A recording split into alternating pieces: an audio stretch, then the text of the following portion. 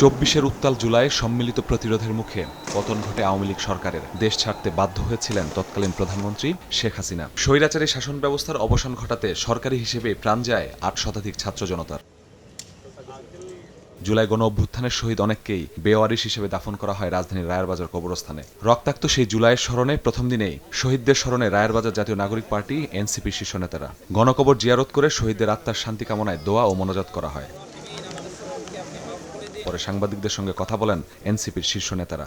জুলাই আন্দোলনের স্মৃতিচারণ করেন এনসিপির মুখ্য সংগঠক সার্জিস আলম। কোটা সংস্কারের আন্দোলন শুরু করেছিল, সেখান থেকে এক দফার যে গণঅভ্যুত্থান স্বৈরাচার পতনের আন্দোলন, সেটা 5ই আগস্টে গিয়ে পৌঁছায়। জুলাই হত্যা মামলার কার্যক্রম ধীরগতিতে চলছে জানিয়ে দলের আহ্বায়ক নাহিদ ইসলাম বলেন, দ্রুত এসব মামলার নিষ্পত্তি হওয়া দরকার। দাবি করেন দ্রুত শেখ হাসিনাকে ফিরিয়ে ফাঁসির রায় কার্যকরের।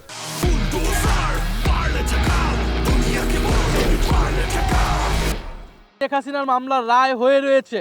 আমরা আশা করব যে শেখ হাসিনাকে সহ জুলাই গণহত্যাকারী এবং ওসমান হাদির হত্যাকারী যারা ভারতে পালিয়ে রয়েছে তাদেরকে দেশে এনে বিচারে কাঠগড়ায় দাঁড় করানো হবে এবং শেখ হাসিনার ফাঁসির রায় সেটি কার্যকর করা হবে। গণ অভ্যুত্থানের বার্ষিকীতে জুলাই স্মৃতি জাদুঘর খুলে না দিলে জনগণ নিজ দায়িত্বে সেটি উদ্বোধন করবে বলেও হুঁশিয়ারি করেন নাহিদ। 5ই আগস্টের মধ্যে জুলাই জাতীয় জাদুঘর খুলে দিতে হবে, না হলে জনগণ নিজেরাই সেই জাদুঘর কিন্তু খুলে নেবে এবং নিজেরাই সেই জাদুঘরে যাওয়ার ব্যবস্থা করবে। জুলাই সনদ ও গণভোটের রায় বাস্তবায়নের পাশাপাশি রাষ্ট্র কাঠামো সংস্কারে এই আন্দোলন চলবে বলে মন্তব্য করেন এনসিপির নেতারা।